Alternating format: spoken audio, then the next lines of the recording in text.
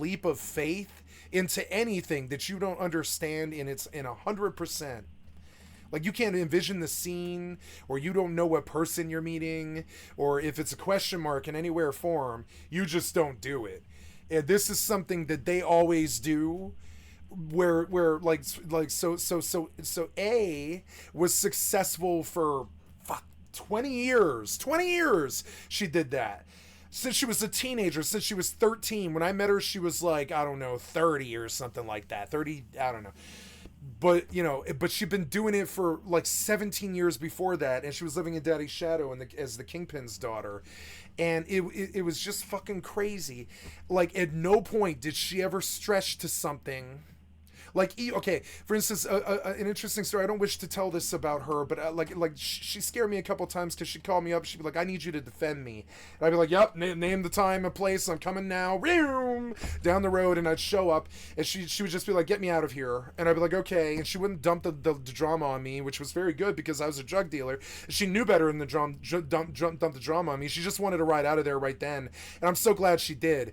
And she would date these assholes, and they would beat the shit out of her for some fucking reason, even though she was the OG. She was like the OG, you know what I'm saying? She was like the top dog there in the city.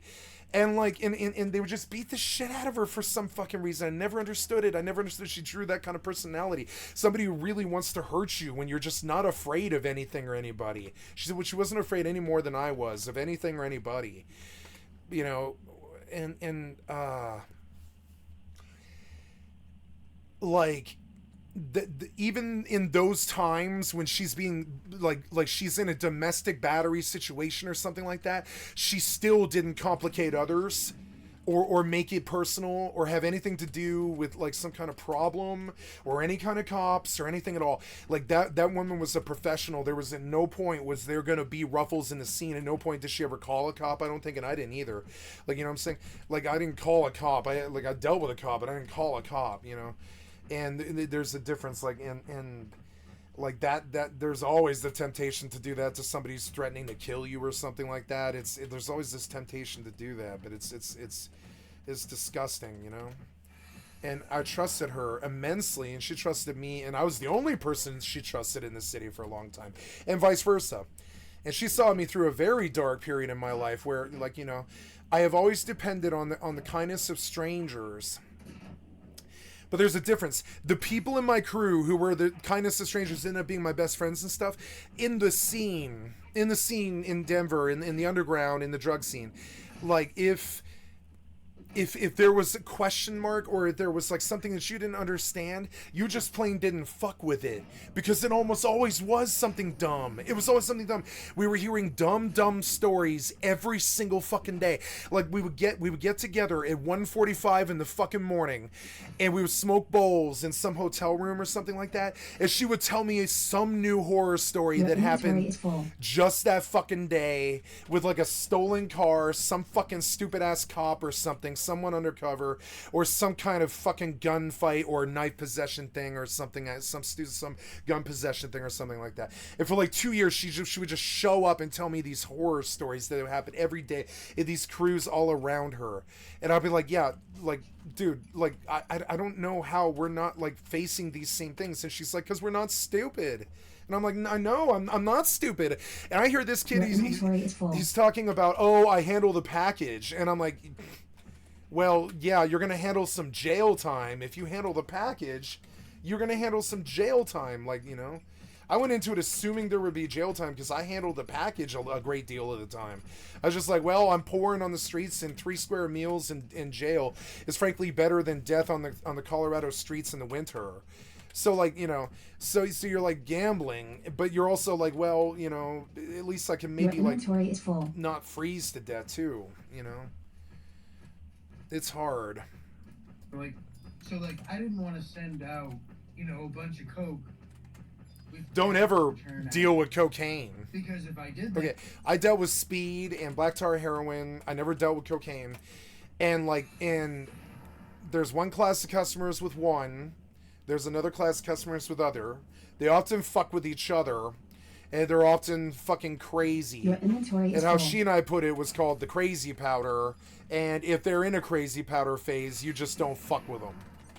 And trust me, that guy, him mailing cocaine is gonna come back on him and bite him in the ass so fucking bad. Because it just is. The nature of the premise of it is insane. He bit off way more than I would ever be willing to do as a successful criminal or whatever the fuck. That's weird because this guy sounds cautious to me, but at some point you handle the package. Your inventory is full. Like he did. You go to fucking jail. You go to jail. Like that's what happens. So why handle the package? Why ever do it in the first fucking place? What I mean, like, are they handing you cold hard cash? I guess so, but I don't really. I mean, I'm sorry, but I don't know. I just never did business like that. It was always like $300 or $400 or $500 increments in a session or something like that over like 90, 70, 90, 70, 50, 50, 90, 70, something. Because it's not wise to, I mean, I'm sorry, it's just weird. It's not wise to do it in some lump sum. You're just going to catch feelings. Yeah, you know, it might not be the best thing. Like, Department of Homeland Security busts down your door at 6 a.m., you miss work, or someone tells your boss about how they saw you getting raided, you lose your job. You know, what are you going to say? Oh, I didn't do it? Everyone says that, you know? And, like, the stigma, the trauma that your kids are going to have, like, you know, all that kind of stuff that goes hand in hand with it. So, like, for me, I needed a list of people that I could find, and, like, my solution for that was looking at the sex offender registry and finding, like, level 3 sex offenders, the worst sex offenders, and, you know, putting their name as the return address. And what this did was it made it so it was a legitimate address, a legitimate return address, where I could be pretty sure, you know, not guaranteed, but reasonably sure that kids didn't live at. And you know, if this guy got raided, I really didn't care, you know, because I have no... And there's the connection. You know, child molesters. So that's what they call them, federal prisons, like child molesters or pedos, as they call them on... Yeah, I would sell out a chomo too, but see, the difference is that's still a human being that's going to have bad karmic problems, that you are going to have bad karmic problems for burning somebody. It doesn't matter who they are. Doesn't matter. God loves idiots. You ever heard this old cliche? God loves idiots. You can't just burn people. Doesn't matter how bad they are. You can't burn random people. It has bad energy to it. It'll lead you down this bad path. Plus, of all the people in the world, pissing off child molesters is pretty much the last one that I would want to do. You know, the dark end of the world. So, you know, I was like, at the end of the day, because like, I figure people having a lot to lose, that'd be it. Those would be the people. They've got, no, I'm sorry, with nothing to lose. Excuse me. That, like, people with nothing to lose, child molesters. So, like, yeah, you don't want to piss off child molesters. Like, that's another thing. Like, I know of a good legal, like, selling point that makes money hand over fist, but the problem is it pisses off the government. And if it pisses off the government, sure, it's legal. They can't do anything about it. But if it pisses off the government, you might think about what that might mean. Maybe Johnny, you know, FBI shows up and kind of starts ordering pizzas to your door. What are you going to do? Call the cops? He is the cops. And like I don't know.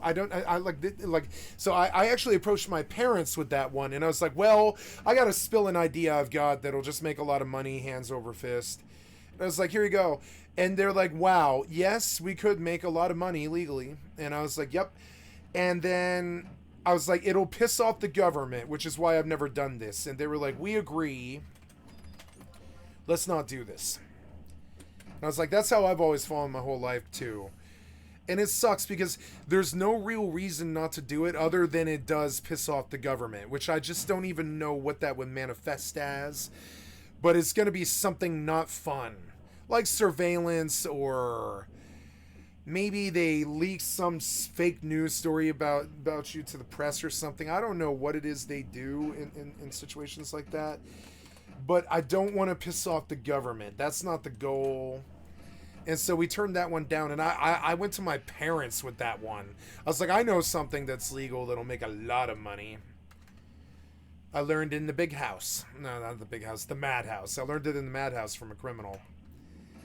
And I learned something that can make me a lot of money. And I'm not going to say what it is, But like I learned something that I even approached my parents with, and they were like, "Yes, we agree. We could easily make a lot of legal, fast, free money, essentially." But they were like, "Yeah, we don't want the trouble with the government any more than you do." And I was like, "Yeah, no, I don't. No." Like, you know, it was a great list to have because no matter where I'm shipping from in the country, there are sex offenders, and I didn't feel guilty about using them for my nefarious purposes. You know, because at one point, Yeah, I don't care about that, they frankly. used someone else for their nefarious. Yeah, I mean it's rude and you know? fucked up, but who cares, I frankly? just kind of saw it as karma. It's rude and fucked up. I wouldn't do it because it's burning people that you don't know, which I have a principle about. You just don't burn people that you don't know very bad, anyways. If you do, it better be somebody random with insurance or something like that, on like a keyed car or something. It's not like, don't be burning people that you know. You know, and I don't know, you know. With the packages to his cousin, and he told her to ship these out. And the worst part is like, honestly, I'd rather burn people that I knew than people that I don't know, because the devil that you don't know is worse. So like pissing off some child molesters who have nothing to lose might be acceptable in that guy's eyes, but if I was building this criminal enterprise or whatever, that'd be pretty much the only place I definitely, most assuredly would not go. Because that's like pissing off Darth Vader. You don't want the Sith after you on top of the feds. Because then you got somebody, like, okay, you want to know who I really fear? Pissing off criminals. Because, like, the cops don't come fuck with you unless they need to in that moment or whatever. Criminals will. They've got all their day to just sit there and fuck around on a phone or something and lay up problems for you. Call old friends and call in favors and figure out ways to trip you up or get you thrown in jail or something like that. I am really scared of burning people that I don't know. I'd rather burn a family member, frankly, who's likely to forgive me or something, but not burn me, than somebody that I don't know, like some random child molester, because then what's to stop that person from essentially so that person gets rated, and they're inclined to rate him because he's on the child sex molester list or whatever. So they're inclined to rate him anyways, and they're doing so with guns up. If they do something stupid like shoot the guy, they're gonna do an investigation and they're gonna come after you.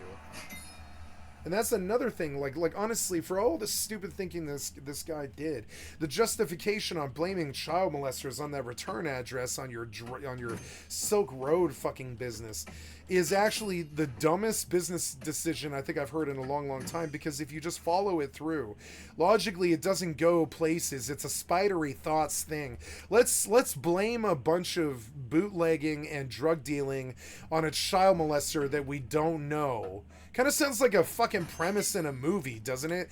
And so they come a-knocking, you know? Doesn't it sound like some clever plot line that a Hollywood movie executive, or sorry, a Hollywood movie like scriptwriter would come up with? And that's because it's gonna happen, something dumb is gonna happen. And so, you know, so the child molester gets raided by the pigs, and they're like, fuck, you're scot-free, innocent, totally good. And he's like, why did you come here? And they're like, well, somebody fingered you. We don't know what, but here's the pertinent info or whatever, because we don't care. Well, no, they probably don't work with child molesters. They don't tell him anything. So that's the other thing. So it might end there, and he's right in that respect. If you follow it on that logic line, the government will never tell, like the feds, unless the feds like the child molester, unless he like rolled on some other child molester ring or something, unless the feds have promised this child molester or something like that, they're not going to work with him to tell him anything about why they raided him. They're not going to tell him why, right? But the real problem with this is if he ever does find out why, you have this weird sicko who obviously is willing to break like the worst law in the land, suddenly gunning for you, which to me sounds like, you know, like it reminds me of this old funny movie called like Problem Child 2 or something like that, where this thug-ass kid does stuff like call gangs to his dad's house and like he sends 15 pizzas to his dad's house and shit. And he's doing all this problem child things, and eventually he pisses off the wrong biker guy or whatever, and hilarity ensues. I don't even know what the fucking ending is, but it has something to do with like hot rods and cars and a gunfight and a weird gang battle and stuff. It's just weird. And this is the problem. If you're a criminal, you don't want that kind of drama. So one of the things that we used to talk about is if you can't explain it in 2 sentences, it's gone. It's done. It's donezo. It's not a good idea. If you can't explain it in 2 sentences about what like what it is. So when he has to explain it, so when his cousin comes with this complex idea of what happens if my fingerprints are found on the package, right? Do they come after me? Do they come after you? Should I worry about this? Should I wear 3 layers of gloves? Should I burn off my fingerprints and stuff? Notice that it took more sentences than 2 to pretty much explain the premise there. That means you've got a losing premise. If you have to explain why you're worried and there's all these spidery thoughts leading to some other fucking place, especially in crime, you don't do complicated. If you can't explain it in 1 sentence, you just, you know, okay, that guy wants this, here's the VIG. If I do it, I just supply the whole thing for 70 and I take it. 2 sentences max, or whatever. There's no, oh, I drive over there and this person takes my car and does this while I do that, or any of this other shit adding on, or anything, people adding on, anything like that.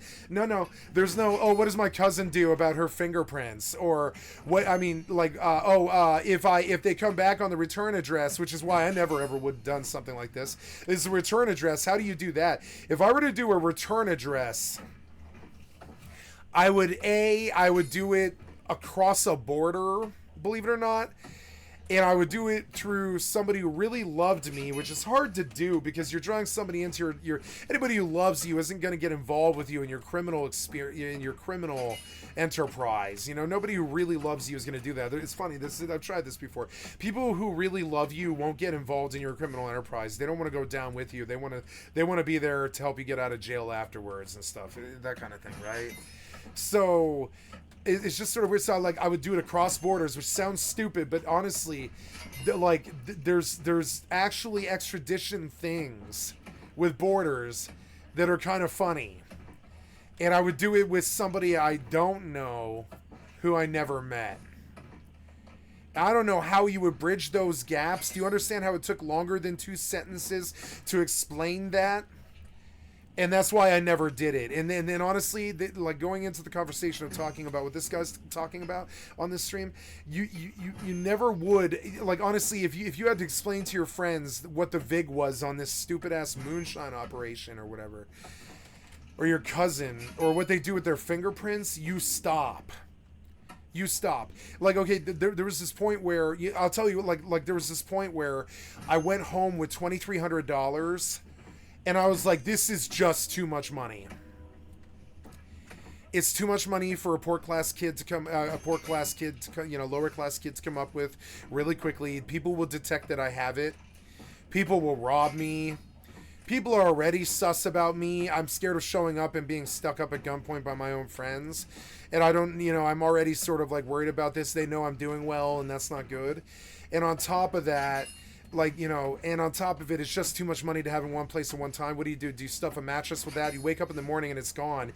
You're ready for a fucking psychotic episode. And at that point, you don't have a criminal enterprise anymore, do you? You've got a psychotic episode, So, and this happened to me twice. You wake up in the morning and everything's gone. And you're like, wow. And the person might even be still in the room with you. They might have just done the drugs or whatever. It doesn't matter. You wake up in the morning and it's gone. And you want to have a psychotic episode over this. And you're very tempted to do this, but you're also a criminal. The cops won't protect you. Nobody will protect you. If you get angry with a woman or something like that, you're fucked. If you diss the wrong person, he'll fixate, and all these other problems. So you just look at it and you're like, nope. I'd rather continue making 20. Like just go get a VIG on, or I'm sorry, go get a fucking like a re-up for free, or what? Really, get a front. I did not have to do with fronts, but if you lose everything, you have to. So you show up stereotypically. She stole everything or whatever, and I have to. And they're like, yeah, if you didn't, I wouldn't trust you. And this is another thing about it too. Like there's times when I showed up, and it only happened twice, where I was like, yeah, I'm broke, fucked, and I'm done, and I'm gonna lose my car tomorrow if I don't do something.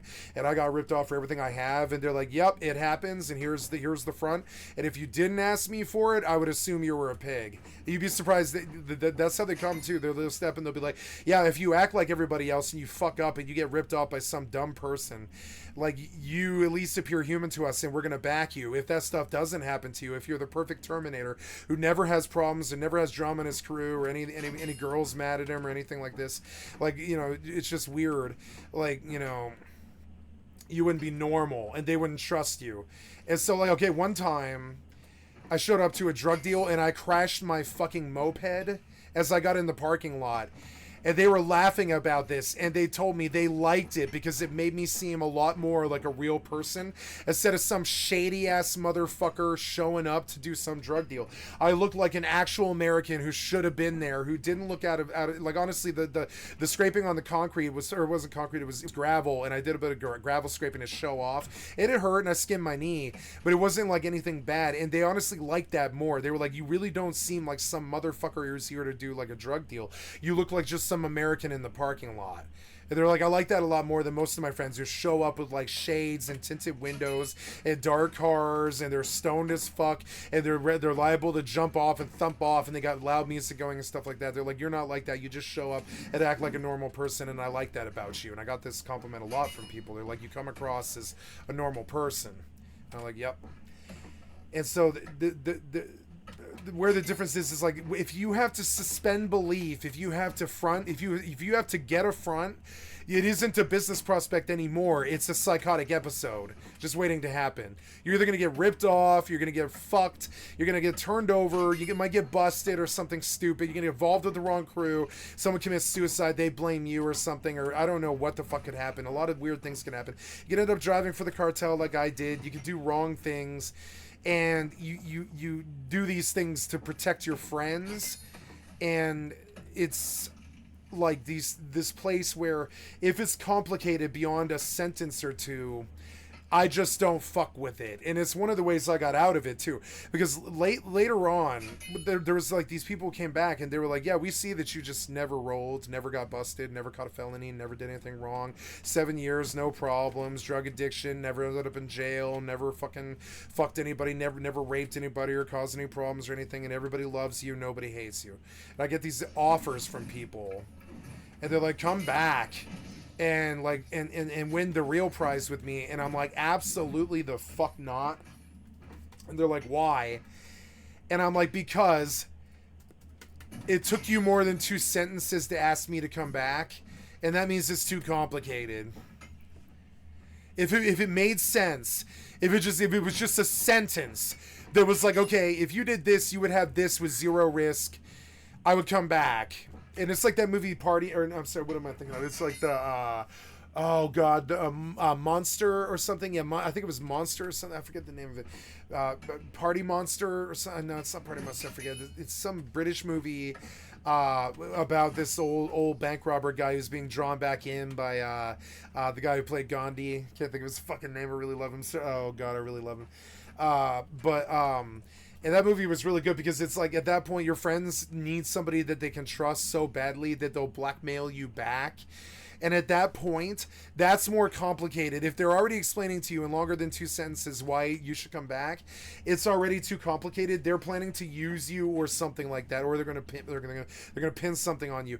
And this is how I skated scot-free on pretty much everything. Scot-free. I skated scot-free on pretty much everything, because like, at no point was there complications, at no point was there more than 2 sentences, at no point was there connection or some way you could drew it to me. There was always a very thick veil of, oh, that's a very bad sound that we must pay attention to. There was always a thick veil of protection around me, a layer of separation, and an explanation for everything that I did that wasn't a reach. And in this way, we were okay. And the minute this guy starts talking about reaches or selling moonshine or fucking like green dope, do not sell green dope. That's for dispensaries. Even back in the day, it was kind of for dispensary dealers. Don't deal in green dope. That's something idiots do. We used to call it green, clear, black, white, lady, girl, like boy, all these weird up, down, left, right. There's all these weird things to call dope, but I don't know what you, I don't know, like it's weird. It's like if I don't know where I'm going with this. But there were certain rules. I gotta go to the people would bathroom. I'll be follow. right back. Each post office had a Post maximum office. If I hear the post office involved with my criminal enterprise, I think no. I am on my way to a psychotic episode, not a criminal enterprise. Psychotic episode, not criminal enterprise. You know. And there was this point where it got complicated, and I was like, "Yep, I can string together two business empires here and make me some millions of dollars." And I was like, "I can do it. I'm getting ready. I built the people. I set up the crews and everything, right?" I was like ready to do it. And the night before, I was like, this is taking more sentences than it needs to take to explain. And I'm doing things that my mother would not be proud of. And I'm not like going to do this. And I just bailed out. And I bailed on everybody. And they were like, yep, he's out. He's out. They told everybody too. They were like, he's never said no in 7 years or whatever. He's out. He's out. When I said no and I'm out, they understood. I was like, nope, I'm out. I'm done. Sorry. And I've been out. You know, it's good to get out. If you're a criminal longer than 2 years, you're on the way to jail. would have 3 packages going out. Right? So, you know, if we were shipping 9 packages that day, she would probably be visiting 3 or more post offices. So our maximum was 3 packages per post office. So she would go, she would, you know, ship out these packages from these 3 different post offices. She would get receipts and she would bring them back, and I would cross off the name of that town. And then the next day I would pick a different county, right? And that's how I rotated. But it's also how I ensured that I did not visit that same post office for at least 6 months. Because I figured, you know, if the feds, you know, let's say we ship out this package from this post office. The feds catch it. And they're like, well, we didn't get any video footage, like, so we're going to set up shop, we're going to do surveillance. That's what they do, right? We're going to set up surveillance at this location. Have fun, because we're not going to be back for 6 months. How big is your budget? You know, we're not sending out, you know, 5-gallon buckets of fentanyl. In fact, like, the most dangerous, the most harmful drug that I shipped, I think, was alcohol. Cocaine. Other people would say was powdered cocaine. I think alcohol is worse, even though it's legal. But like, I didn't sell heroin, I didn't sell meth, I didn't sell worse. fentanyl. I tried not to sell drugs that I thought took people's souls. I tried to sell what I considered to be party drugs. And again, people be like, you know, that's you're just trying to you know, rationalize your bad behavior, and you could absolutely say that. I wouldn't contest it. Yep. I wouldn't say it's wrong. Yep. You know, that's Yep. what it is. But at the end It of is the day, what it like, is. for me, that was my moral line. you Yeah. know? And I was proud of myself for even having one. Because there's a lot of I didn't guys deal that any don't. drugs to anybody that I wasn't addicted to myself.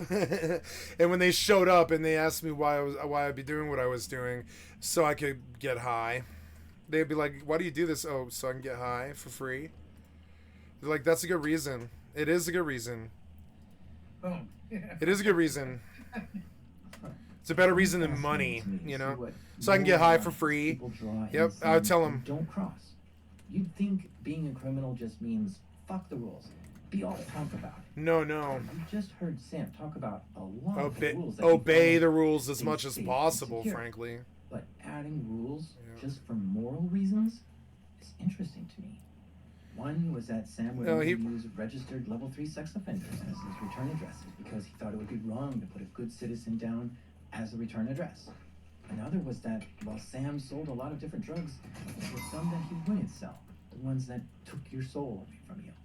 And he also didn't want to sell to kids, but he had no way of checking that. Well, so that's the thing, right? Everyone's anonymous. You know, it's kind of like if I sell a knife on Amazon, how do I know you're over 18? And that's the thing. Doing this as your job, you really do need a moral code because the stuff you see on these sites gets dark fast. And some things that are for sale really make you question where you stand on a lot of stuff. Yep. Like, should there even be a market where you can buy and sell No. anything? No. Stolen items, counterfeits, forbidden items, poisons, weapons, Nope. and of course drugs. No. Sam was only involved with the But drugs. it's gonna happen. You can't stop All it. of us have an inherent right to our own bodies. You know, if you want to Yep. go eat McDonald's I feel the for same. the rest of your life and, you know, become 400 pounds and die of a heart attack, you're free to do so as an American. You know, and I'm of the belief that I believe if the same. you want to Yep. do drugs, I feel the you same should way. be free to do so. Yep. Right here. As an American, you have a right to put whatever you want in your body. Unless Yep. someone else owns your body, no one has a right to tell you what to do with it. It's like me telling you, you know, you can't wear your glasses over your eyes. You have to wear them on your forehead. Who am I? I have no right to your property. Who am I to tell you what to do? So that was kind of my contention on that whole thing. This is a libertarian way of looking at the world. Libertarians want to maximize autonomy and minimize the government's involvement in your life. Ross Ulbricht, the creator of the first big darknet marketplace, Silk Road, was a libertarian too. He had to be in order to run a marketplace like Silk Road. He thought people should be allowed to make their own choices of what drugs they can buy, even if they're illegal drugs.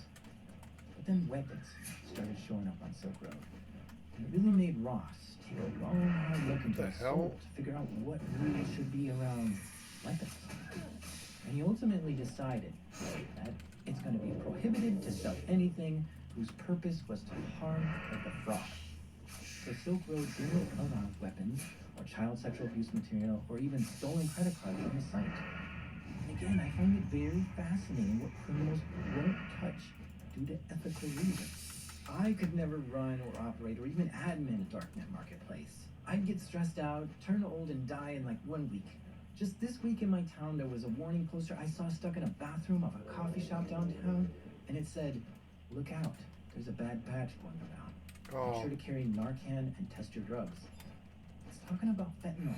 Yep. And just this week, I saw in my town there were 2 fentanyl-related deaths. One guy found dead in a bathroom, and the other overdosed in a jail cell. See, fentanyl is an opioid, a painkiller, but it's 50 times more potent than morphine, and it's just incredibly powerful. But because it's so potent, people can easily take too much and die, which is a problem on its own. But what's scary to me is people don't always know they're taking it. One darknet market vendor was simply selling Xanax and oxycodone. Now, people buying this stuff think that's what they're getting. But no, this seller was lacing the Xanax and oxycodone with fentanyl.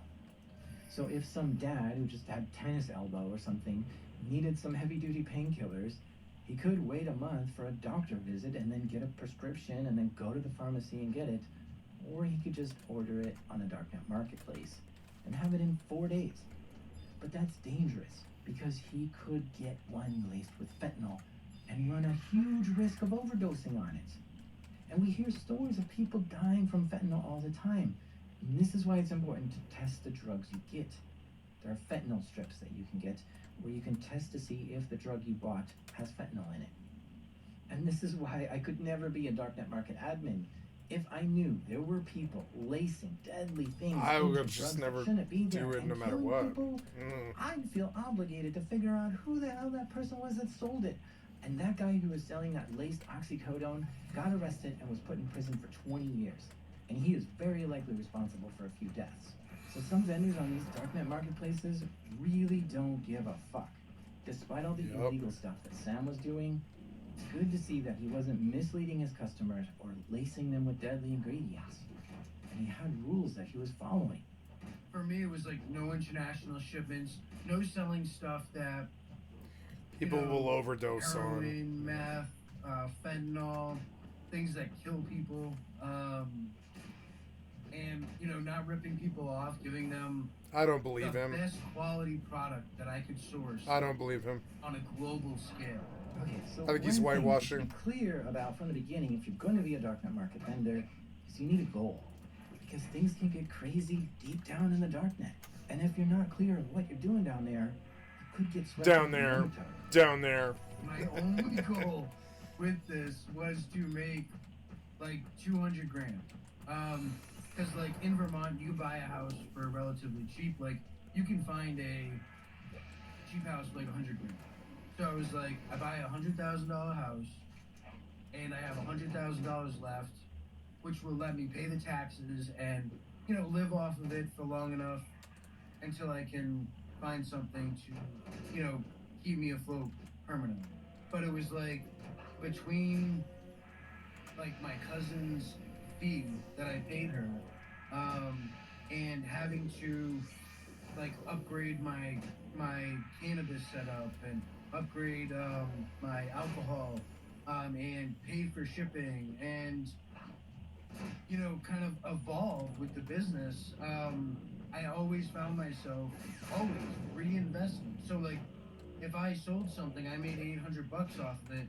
I would be like, all right, $400 is gonna be for shipping, fees, and the other 400 of that is gonna be for gas money for my cousin to ship $400 worth Your of stuff. inventory is full. So like I made enough to make a profit, but like between my cousin and my ex, who I was still living with, I never got to that $200,000 line. Now I did get to a point where like towards the end, like your money starts to come in exponentially. So like I said, the first week was like 300, second week was probably 500, and then like I had weeks where it was nothing.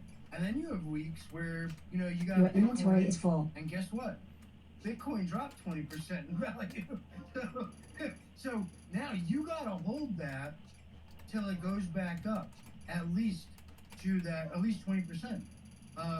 And like I'm not a millionaire. I don't have a lot of money, so like having that being held, it kills you. I learned about Sam because he gave a talk at DEF CON last year, and in his talk he had a clear warning for others. Don't drink and type. Yes. Yeah, absolutely. Yeah. Yeah, it's more dangerous than drinking and driving. Absolutely. What's the danger here? What happens is that complacency. So you get comfortable at a certain point with me, just like me and you might know each other for years in IRC, right? And then you get wasted one night, and I call you by your handle, and you say, "Oh no, man, it's cool. Just call me Jack." Right? And it's like, in that situation, but on the dark net, right? Where like I very well could be a Fed. Now I know something. I know an identifying piece of information about you. And maybe I've seen you say something a certain way that's unique to a certain area. Now I know what your first name is and around about where you are. And as time goes on, like there'll be more information leaks that I can capitalize on to figure it out. And that's why I said, to answer your question, that's why I said don't drink and type.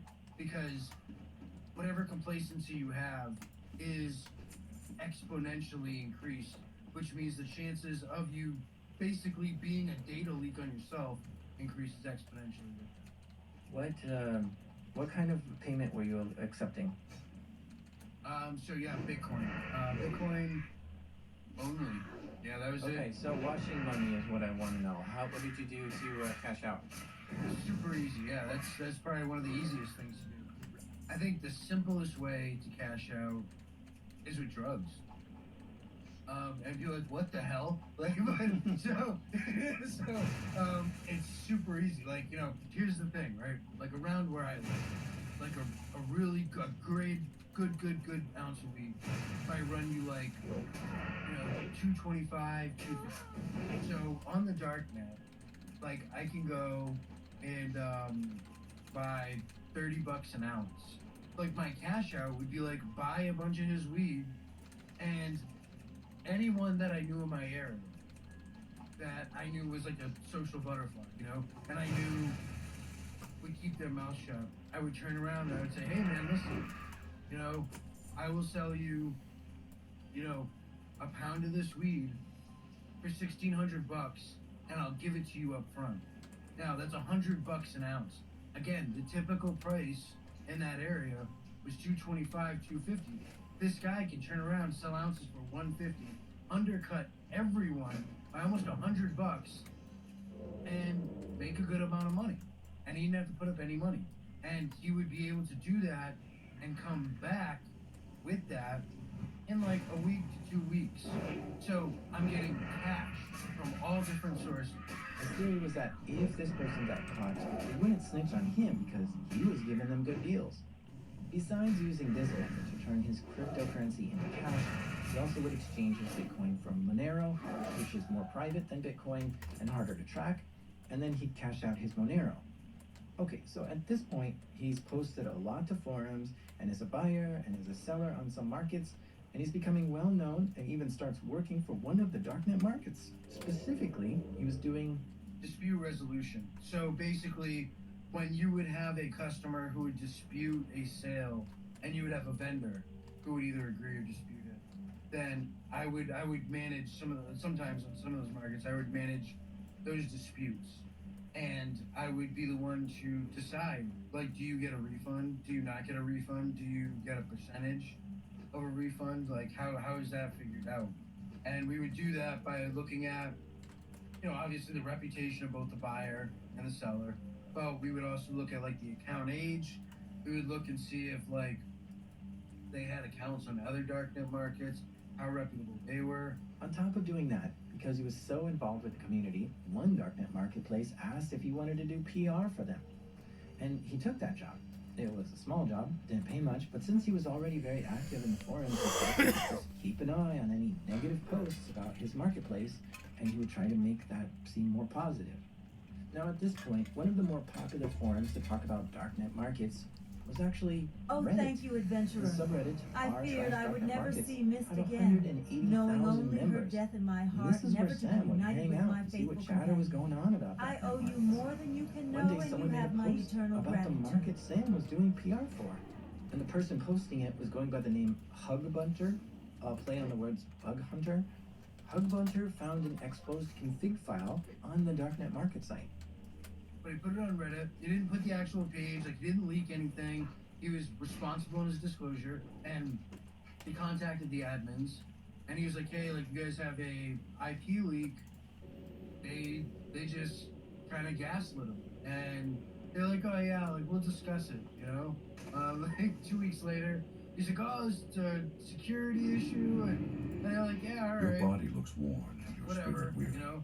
and he was Rest yourself posting beneath about it our roof on and allow a Reddit. loon to guide your So dreams. like, I'm trying to chill him out from posting about it on Reddit because I'm in charge of PR. I had went on as a representative and said, that is our honeypot.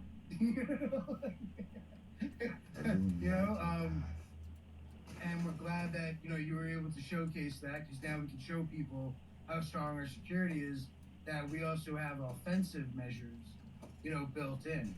And like, he was like, oh, that's not true, that's not true. And like, we went back and forth, and we argued, for a long time. So that's how Sam got to know Hugbunter, by trying to gaslight him over chat messages.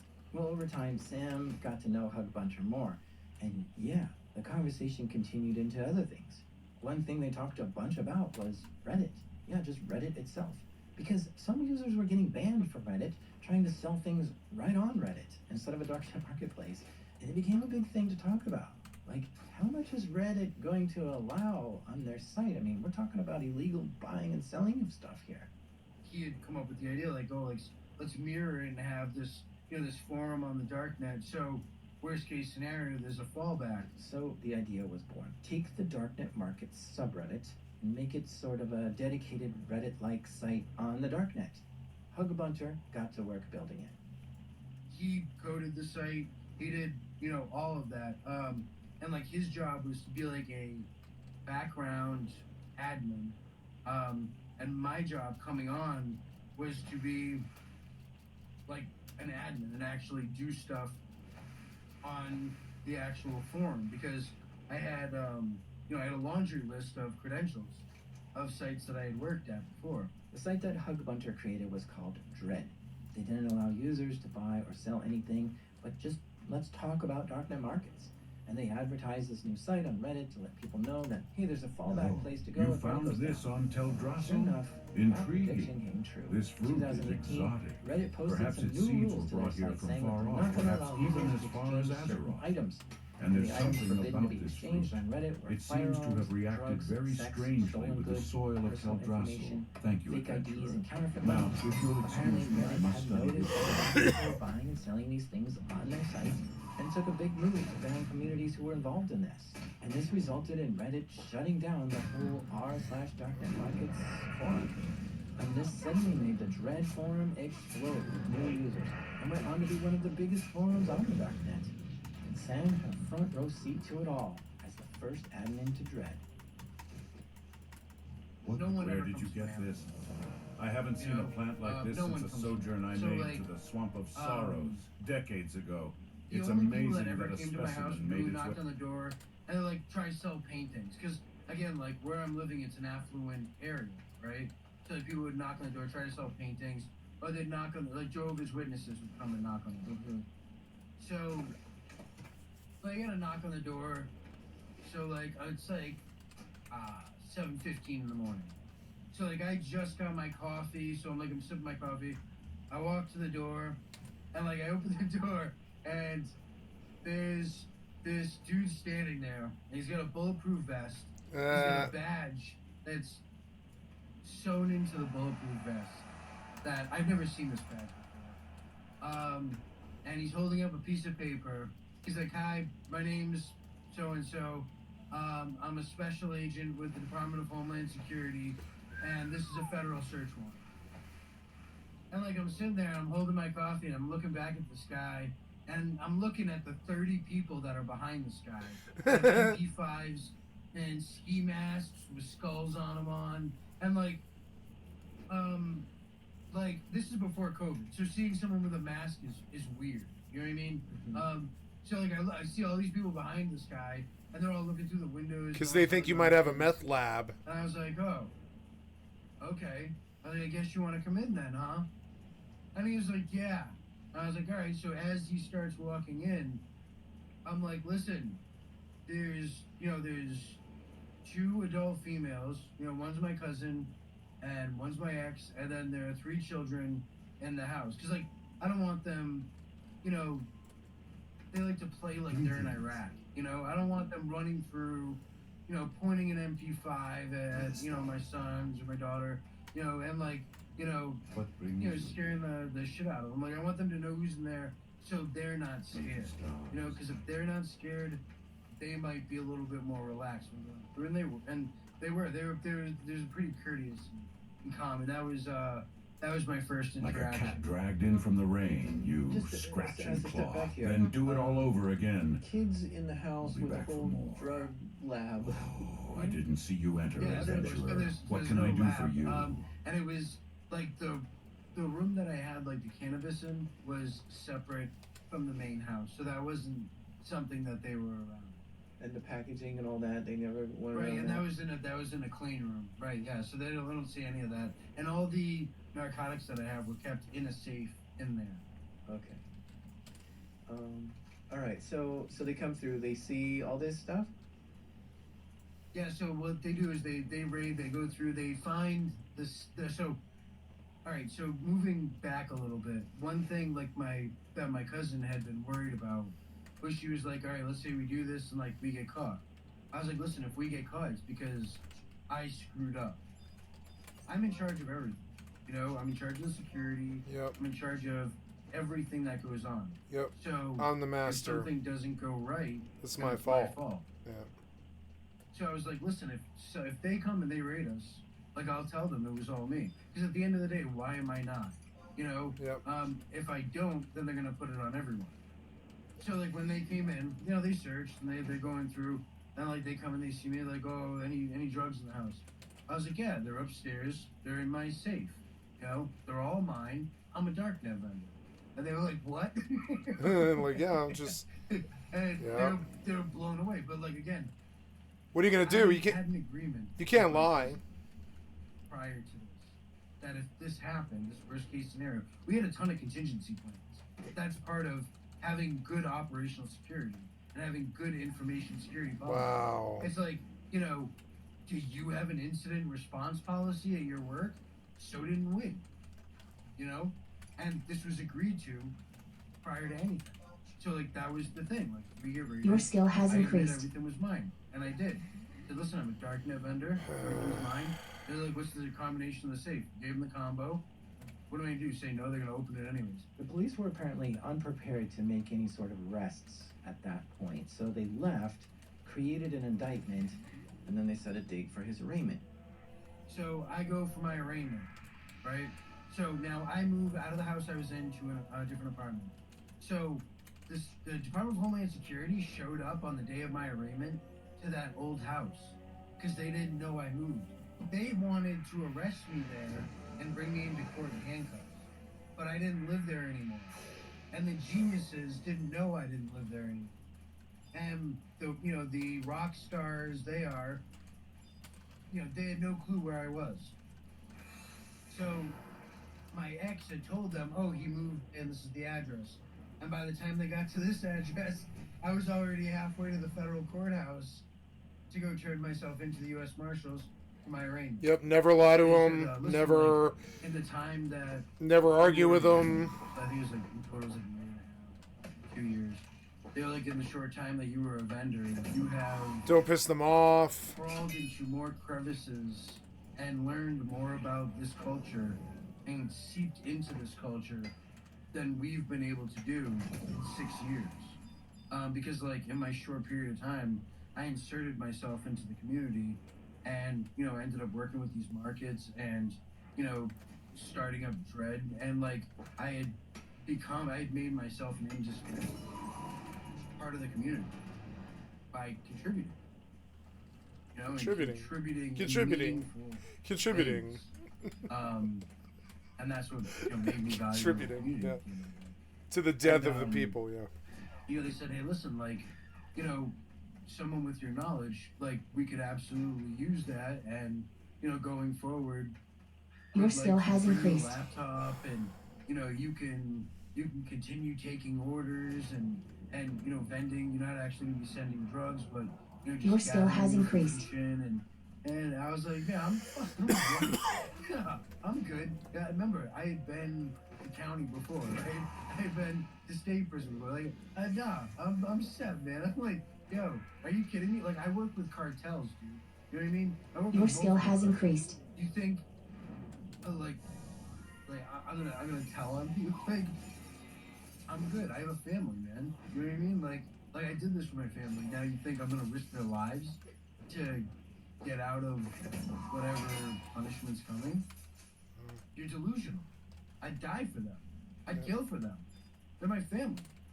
You know what I mean? So, they obviously didn't like that. So Sam and his cousin were able to go back home while the case was being built, and they set a date for when he was supposed to show up in court. At this point, Sam had moved out and was living in a small apartment. Now, at some point during his time as a darknet market vendor, his cousin introduced him to a lady. Sam and her chatted a lot, online and over the phone, but never in person or even using video calls.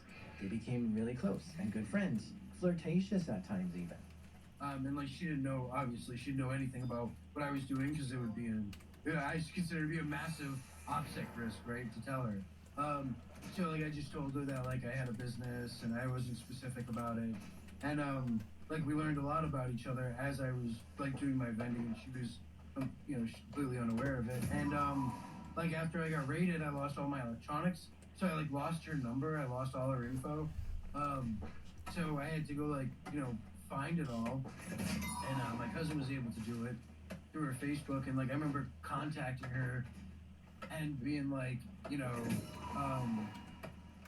she was like, oh, you haven't talked to me in 4 days, is there an issue? And I was like, no, I got raided by the feds. It's those Jews that break up with a woman and tell her that oh, I'm a spy. You know what I mean? I was I got raided by Department of Homeland Security.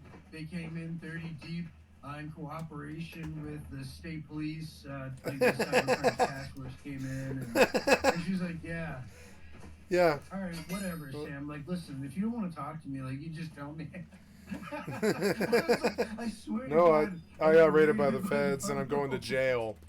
Do you still want to fuck? Obviously, she ended up learning that it was true, that my phone did get taken. And then she ended up moving from where she was living, up here, with me. Because I told her, I was like, listen, like, I have this indictment. I was like, just forget about me. I'm probably gonna do 20 years. You know, because we wanted to get married. We fell in love by talking to each other, and we fell in love intellectually. I didn't know what she looked like, and I didn't think she knew what I looked like. We spent 2 years talking to her. I wouldn't take a selfie because of my OPSEC. You know what I mean? so after I got raided, like, I ended up talking to her. I sent her a selfie, because now, like, who's gonna raid me now, you know? And she's like, oh, like, I know you look like that, because, like, your cousin had showed me a picture of you, like, a while ago. I was like, are you kidding me? So I was like, so she sent me a picture of herself, and, like, and she was, like, way out of my league, you know? She was like, dude, I'm like a 3, you know? She was an easy 10, you know? I was like, what the hell? She was like, it's, who cares? She was like, she was like, you're handsome, and I was like, all right, dude, whatever. Like, I'm not gonna argue with you. Like, I don't think so. I got imposter syndrome, so like, I'm like, no way. But she, I was like, listen, I'm gonna get 20 years, and she was like, I'm gonna get 20 I was years. like, just forget about me. Just forget about me. Friends and stuff, and she was like, listen, it's not all about you. I was like, what? She was like, I love you. Like, I don't care how long you get, you know?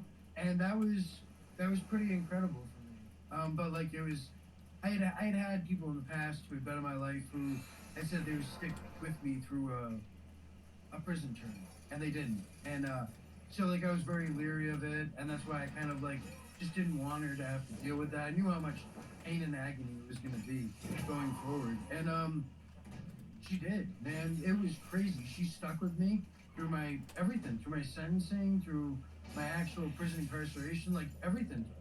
They moved in together and waited for his court date. Now, of course, Sam is super curious how they caught him. He took so many precautions. Where did he go wrong? So he looked through his discovery, which is the evidence that the feds had on him. And there were 3 words that he saw in there. Operation Dark Gold. Towards the end, like, I found this one vendor on the darknet called Gold, Gold, and what he would do is he would charge you 5 to 10%, and you would send him your Bitcoin, and he would send you cash in the mail. And I love that system. Nice, a new way to turn your Bitcoin into cash. Just give it to someone, and they'll send you the cash in the mail. This bypasses the crypto exchanges who like to collect a lot of your personal information. This went on well for Sam and Gold for a while, but then something happened where Gold got arrested, and the feds asked him the same thing they asked Sam. Hey, you know a lot about this community. Would you like to work for us or go to jail? Gold agreed to work with the feds, which became Operation Dark Gold. So that's when Sam sent him some Bitcoin and he sent Sam some cash. But this didn't make any sense to Sam. No, this wasn't right. What law did he break here? It's legal to send your buddy Bitcoin and they give you cash for it. There's nothing wrong with that. So he told the feds, There is if it's drug crime to money. exchange Bitcoin for cash. The United States Attorney's big thing was, you paid 10% to cash out your Bitcoin. And that shows criminal intent. And I was like, the one thing I said to my defense lawyer, I'm like, dude, you know there are Bitcoin ATMs that charge 10%, right? Like it's not, like, that makes no sense, you know? So this still wasn't adding up for Sam. Were the feds just making up crimes to get a search warrant? Because if they did get a search warrant under Of false course. reasons, then perhaps this case And they could be found the thrown out. shit. They found the So shit. Sam kept seeking answers. So what actually happened was my cousin got complacent. What she was doing is she would go to the post office with, 12 packages. Remember what I said? 3 packages would have one return address on them. The next 3 would have a different return address from a different town. So she's going there with, like, our agreed upon number was 3 packages, and now those 3 packages have the same number. Now she's going to the post office with 12, 15, 20 packages, and remember, every 3 packages has a different return address. So she's going there, in some cases, with, 6 different return addresses. So, like, they're like, what the hell is this? But again, that is not enough for a warrant. It's suspicious, and it's reasonable suspicion, but it is not probable cause.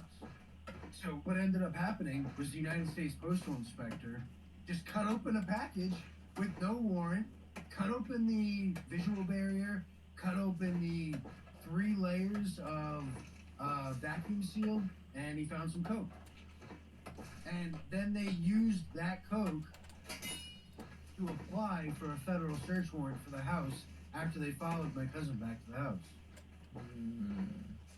So, like, for the longest time, I was angry at my cousin because I was like, you didn't follow the security policy, and now you're potentially costing me 200 years in prison because you were too lazy to drive. Even though you billed for it, you were too lazy to do your job and drive to these different post offices. And then, like, I came to the realization that at the end of the day, it's not her fault. No. It's my fault. I was in charge. Yep. Right? That it was on me to supervise her. And I didn't do a good enough job doing that. And that's why we got raided. So even my OPSEC at the end of the day and my information security policies were so on point that I would have never had an issue with law enforcement. Well, so to kind of prove that, Hansa went down. Your stuff is all over that database. That was taken over by the feds. Yep. They did a massive arrest through that. Yep. Hundreds of people in the U.S. Hansa was European, but they did Operation Bayonet. Yep. They did hundreds of arrests in the U.S. for dealers, mostly vendors. Yep. You weren't one of them. So that kind of proves that you were, OPSEC was tight. Right, and I had gotten, in my discovery, I had gotten times where I looked through my discovery, and the feds actually bought drugs off me, like 20 times. They bought coke, they bought LSD, they bought cannabis, and the only thing they didn't buy was moonshine, but they bought pretty much everything, and like, there was nothing from it. There's no fingerprints, there's no hair, not even microscopic DNA, like there's nothing. And at the end of the day, again, it was like that smallest little thing, is what caused it, and that was her complacency and my being overwhelmed, doing all these jobs, Your skill has my increased. attention was so divided that I did not do a proper job in monitoring her and making sure that she was doing her job correctly. What ended up happening was my lawyer had applied for what's called a Franks hearing. A Franks hearing is when you can show law enforcement broke the law in order to catch you. This was my security policy from the start. It was like, if you guys are gonna catch me, I'm gonna make this maze so complicated that you're gonna have to jump over a wall in order to do it. And then of course, like, it's that whole thing you see like on Law and Order, where it's like, oh, fruit of the poisonous tree, they broke the law in order to do this, so everything's invalidated. And that was another part of my plan. That's why I was ready to admit to it so readily. I knew my rights. I knew I wasn't under any obligation to talk. I knew that I was better off asking for a lawyer. But I also knew that they would most likely have to break the law in order to bust me. And then if that's the case and I admit to everything and they get everything, everything's got. There's nothing else they can do. If everything from that arrest, from that original search warrant is thrown out, there's no case. Now keep in mind, the feds have a conviction rate of 99%. They don't lose. It's like you playing chess with me, and I tell you, all my pawns are queens. I'm not gonna lose, So that's what it's like playing them. So now, I got this Franks hearing scheduled. Now, that said, with this Franks hearing scheduled, a Franks hearing is very difficult to get. It's super, super hard to get. So the United States Attorney Drescher contacts my lawyer and tells her, I don't want to go to this Frank's hearing. So like my lawyer contacts me. She's like, oh, he said he doesn't want to go to this Frank's hearing. And I was like, yeah, I bet he doesn't want to go to this Frank's hearing. You know, like we're gonna prove like everything that they did. First off, everything you got was it was done so illegally. So I guess he told her, he was like, listen, tell him that if he pleads guilty, I'll give him a maximum of 108 months. Like 9 years. So if he doesn't, and we go to this Frank's hearing, he'll get 9 of the 10 of his charges dropped, but he won't get his conspiracy charge dropped. And I was like, well, what's he mean? And she was like, oh, did you read your PSR? So a PSR is a pre-sentence report. It's basically the background of your whole life. So I was like, no. So I went and I looked at it. It was like page 15. And like on that page, it said Geneva's proffer. So when I had first gotten arraigned, after I got out, I got released on my own recognizance. After I got out, my lawyer had called me up and she was like, oh, do you want to come in and do a proffer? I was like, what's a proffer? And she was like, well, a proffer is like when you come in and you tell them what you did, who you worked for, who bought off you, who did what vendors that you worked with, and what you know about them. I was like, yo, man, that sounds kind of like snitching to me. And she was like, well, we don't call it that. And I was like, well, the people I work with would. No, I'm not doing that. That's a death sentence for not just me, but my family. But aside from that, like, I'm just not on that kind of time. Like, I'm good. You know, I'm not gonna put people in a box because I'm scared about being in a box. You know, like I'm a man. What I did, I'll accept responsibility for it. So he's like, all right. So like when they were like, oh, did you read your PSR? Go read page 15 or whatever. And I went back and I see Geneva's proffer. Immediately, I know what a proffer is now. And I go through it and it says like, your cousin proffered on you. Yep. She confesses to all this stuff, like, you know, oh, like he had me send these packages out. I didn't know what was in the packages. And like, I'm like, you got a percentage of everything that was in the package. You got a percentage. You know, and like you helped me with the labels. Like, what? So it was just completely mind blowing. What I understand a proffer agreement to be is where you admit to what you've done to get a reduced sentence. With his cousin, the information she provided in the proffer was enough to make it so she didn't get any prison time at all. It was good for her, but bad for Sam. And Sam was upset because he told her to admit to nothing, and he'd take full blame for it. And I don't know what made her deviate from the plan. Perhaps she just wanted to get rid of a guilty conscience. No, she got scared. They're like, if you don't, you go to jail right now. And even if he admitted it, and they think, oh my god, I'm not going to eat a free meal for a long time, am I? And they get in that moment, and trust me, it happened to me too. And they're like, yeah, no, I'll sell somebody out. Trust me, when they get to the time when they're like, oh, I'm going to jail for a long time right now, and they're like, here's some hope. You take the hope, and you're like, oh. Especially when you're like, oh, I'm going to jail for 10 years or something like that. They offer you some hope, you take it. You're like, yeah, I'll take it. It sucks, but it's true. It's one of the reasons why being a criminal is stupid. No honor among thieves or anything. He was going to prove to the judge that the cops broke the law to get evidence on him, which would make his case invalid. And he thought this would work because Operation Dark Gold wasn't enough evidence, and the post office opened a package without a warrant, and that was a big deal. If he could prove they broke the law, then he thought it would mean that they would have to throw out all this evidence on him and let him go. But this plan backfired. His cousin told all, giving the prosecutors more evidence. So this is how they work. A new decision: either get a Frank's hearing to prove that the police broke the law to bust him, which may or may not go his way, and even if it did go his way, he'd still have a conspiracy charge that could get him 20 to 30 years in prison. What they don't talk about is they'll turn around. If they lose, they'll turn around or they'll come again. Right back with something else.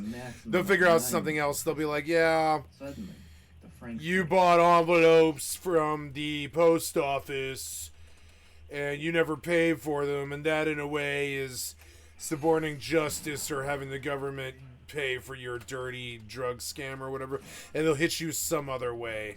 What they don't talk about, you gotta take the sussing. Usually first or second time, you don't want to deny it and fight them. They'll step again. They'll step right again. Seemed like more of a gamble. They'll go drumming through the back, and they'll be like, all right, well, you're free for a couple of months while we look for something. And then they do, and they come back. They're like, they'll come back. They'll come back. If they want you, they'll get you. 9 years seemed like the better option. So, Yeah, but you begin to look like, oh, 9 years for it to all stop. Yeah, you want it to all stop. You don't want to be in court for 2 years while you battle them. You want to begin to start to do your time. You know you can't beat them. You can't beat City Hall. Like, I have some faith in outsmarting them. I don't have some faith in winning. I think they stacked the deck. he took the plea deal and admitted he was guilty. Yeah, I mean, at that point, with if the cousin fest, I mean, it's Somewhere around this time, his It's girlfriend over for him. and him got married. And they were Oh. living together, waiting for the big sentencing the big hearing. blade to drop. Your inventory is full. Sentencing day came, and the judge sentenced him to 60 months in prison, which is 5 years. And during his time in prison, his wife would visit him frequently, giving him hope and encouragement to stay positive. Yep. Sam was due to be released Stay from with prison me. in 2024, but he educated himself in the law library in prison and applied for compassionate release, which he was granted and let out after only serving 18 months in prison. Instead of the 5 years he was supposed to A serve. year and a half. When he got out, They threatened me with he 10 mandatory on way less, and they were fixing to do it too. And then they were like, oh, no, this is the wrong guy. They were like, I could tell it. They were like, they could tell. We could all tell. I was the wrong guy to do it to. Yeah, and then yeah, I don't know. I must have scared him or something, but yeah. I get to scowling at him. Most people are like, well, I did it. But when I was like Your scowling skill at him, has like, increased. like, you know, like, you fucked me, and you know, you can see it, like that look in my eyes, you fucked me, jihad kind of look. They got scared when they dealt with me, because I was like, yeah, don't you fuck me like this. No. Others fight the law, went back to school and graduated and became a paralegal, which is what he's 18 months for that. Shit. 18 months for that. Your skill has increased. Is it gonna blow? Is it gonna kill me? Oh, it is. It didn't kill me though. It killed the other thing. It killed the whatever it was. Yeah, it killed the crab. But I resisted, I guess. That's good. It's kind of scary. Self-destructs can be really crazy, but it didn't hit me for some reason. I must have resisted or whatever. Yeah, I must have resisted. Alright, well, let's do Crawler on Goblin, I guess. Yeah. Kind of like watching the battles. It's actually very fun. Reminds me of WoW pet battles. doing now. He even wrote a book about how to write a compelling, compassionate release motion. And he's also making YouTube videos and blog posts and giving talks about his story. Yep. No reason you can't, you know, there's no, like, it's never too late to take a fucked up life to a beautiful state. Big thank you to Sam Bent, aka Doing Fed Time, aka Killer B, aka Two Happy Times. You can learn more about him by visiting the. What's this? Did it end? It did. Jack Rysider, Sam Bent.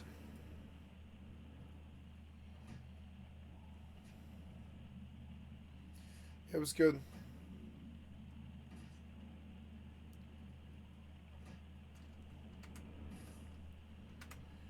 Yeah, what else you got, Jack Rysider? Let's see.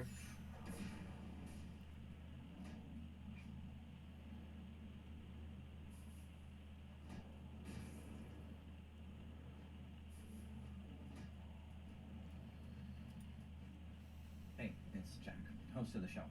I've been making the show about cybercrime for a few years now. I've interviewed attackers, defenders, black hats, white hats, law enforcement, even nation-state actors. But there's one type of person who always refuses to be interviewed for the show. And that's people who find vulnerabilities and sell those exploits to governments or companies that will use it to attack people. Palantir. This is the gray market for exploits. It's completely legal since it's often governments who buy the exploit, but it's just very secretive. Maybe there's NDAs behind each deal, where the people who bought it want the exploit to remain as unknown as possible. And on top of that, they don't want anyone to know they just acquired it. Because if someone buys an exploit for, say, $100,000, it's like buying a weapon. Someone can use that to access a victim's device without them knowing. But that expensive weapon can instantly become worthless if it becomes known to the vendor and they create a patch for it. In fact, that's where the name Zero Day comes from, that vendors have known about the exploit for 0 days. In this episode, we get a peek into the secret world of zero-day brokers. So come on, let's check it out.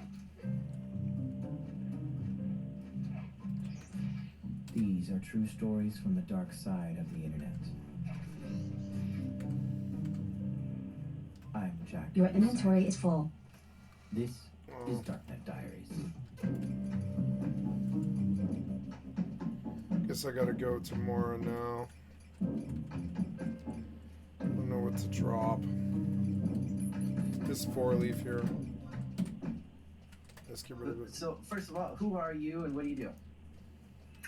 I am Nicole Trolleroth, and I am a cybersecurity and digital espionage reporter at the New York Times.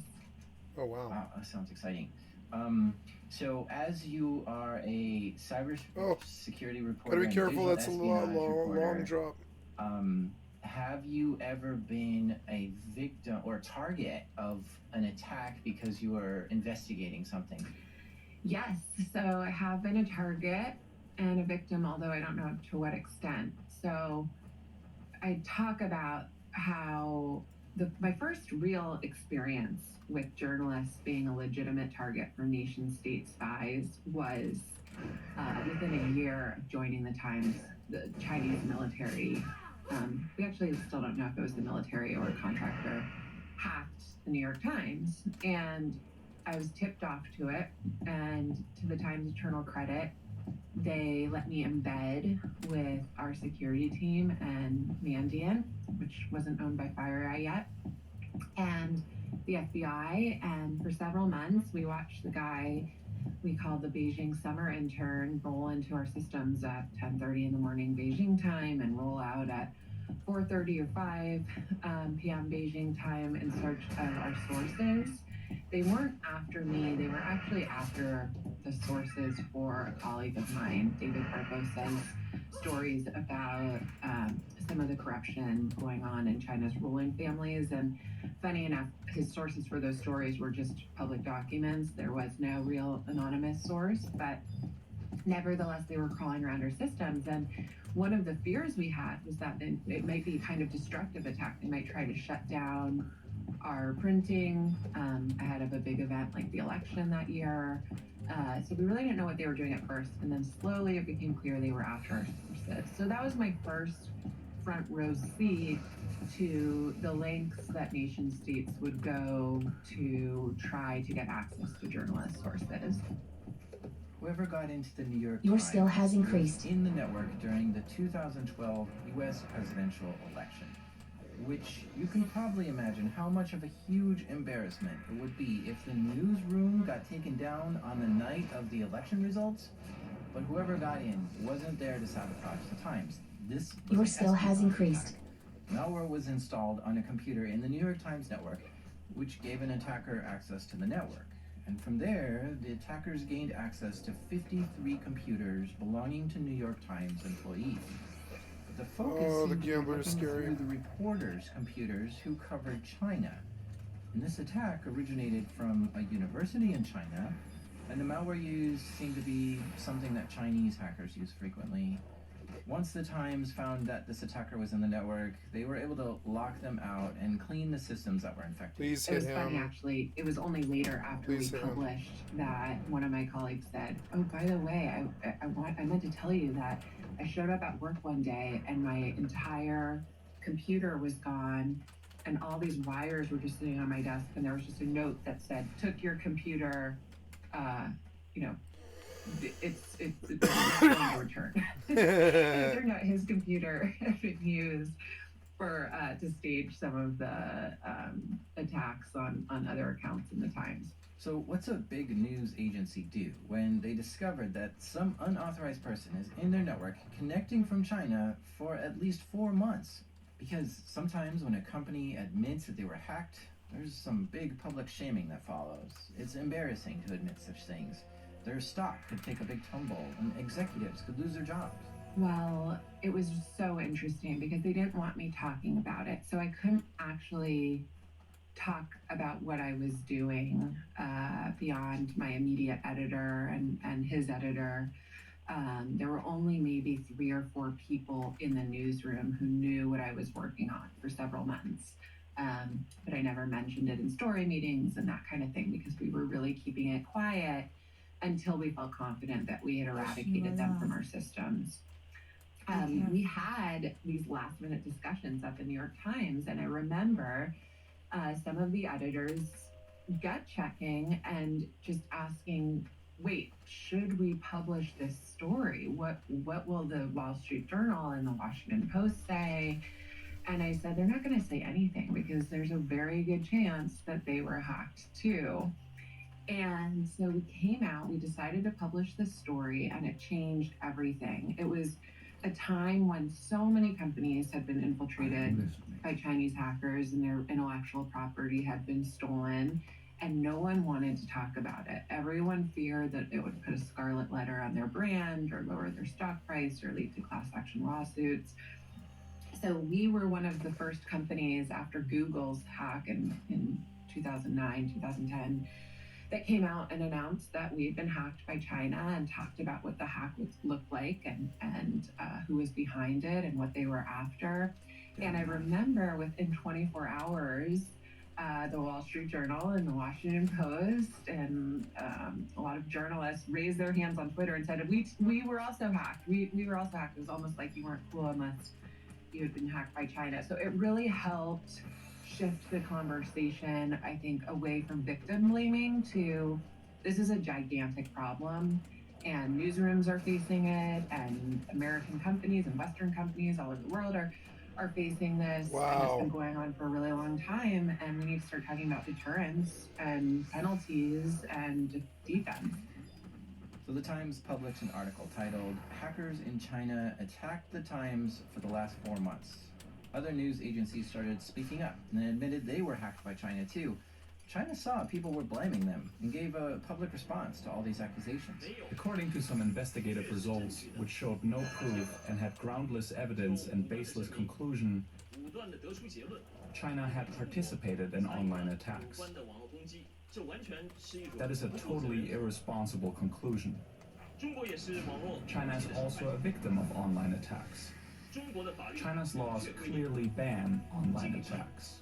Well, it's true that in Your skill has 2012, when increased. this happened, there was an agreement between the US and China that neither country would hack into companies in the other nation. So this was against the rules laid down in the agreement. But it was clear from all these companies that were coming Your forward skill has that increased. China wasn't respecting that agreement. And since that happened, I've been a complete paranoid tinfoil hat person when it comes to protecting my sources.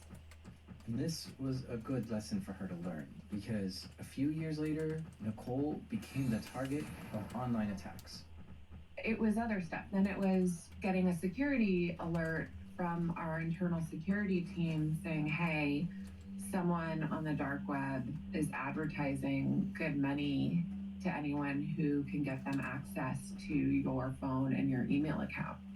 And this was a few years ago, but most people knew I was working on this book in this trade. And, you know, I don't know whether it was related to the book or it was related to one particular story, or maybe I just pissed someone off on Twitter. But it's never a good feeling to know that someone on the dark web is offering money to people to hack your phone or your computer. So I would say that was probably one of the scariest things I went through. Yikes, that is scary. But let's talk about her book. Earlier this year, Nicole published a book called "This Is How They Tell Me the World Ends." I read it cover to cover, and I thought I was tuned into this world, but even I was picking up my jaw off the floor sometimes. Nicole really did some top-notch investigations into the zero-day market. She wanted to find out who's out there developing exploits and who they're selling them to. So we're going to use the term zero-day a lot in this episode, and I want you to understand what it is so you're not lost. A zero-day exploit is basically a vulnerability in software that the makers of that software don't know exists yet. It's called zero-day because the vendor has been aware of it for 0 days, which means the vendor is completely unaware of it, so it goes unfixed for some time. So a 0 day is a working exploit that nobody knows about, except the person who found it and Let the whoever they give it blessings to. of Cenarius Now be for Nicole yours, to research adventurer. this story, Our she leader, traveled all over Archdruid the world, meeting with Stackhell, zero-day guides us in all developers of and Teldrassil to a Okay, so I renewed went down to life. Argentina Your skill has because increased. I kept hearing over and over again that some of the best zero-day exploit developers were in the Southern Hemisphere, that they were in Argentina. So I had met an Argentine hacker by the name of Cesar Cerudo. He had approached me because he was really focused on smart cities and the vulnerabilities of smart cities. And he had done this proof of concept hack of traffic lights, where he'd actually been able to hack into the traffic light system in DC and I believe Manhattan too. And so I had worked with him on putting a story together. And I had the opportunity to talk to him a little bit about this Argentine exploit development scene that I kept hearing about. And he said, you should really come down and come to Echo Party, which is a big hacking conference every year in Buenos Aires. So that year I pitched my editors on doing a story about the conference, and I went down and I stayed in Palermo, which is really nice, kind of hip neighborhood in Buenos Aires. I stayed in this boutique hotel.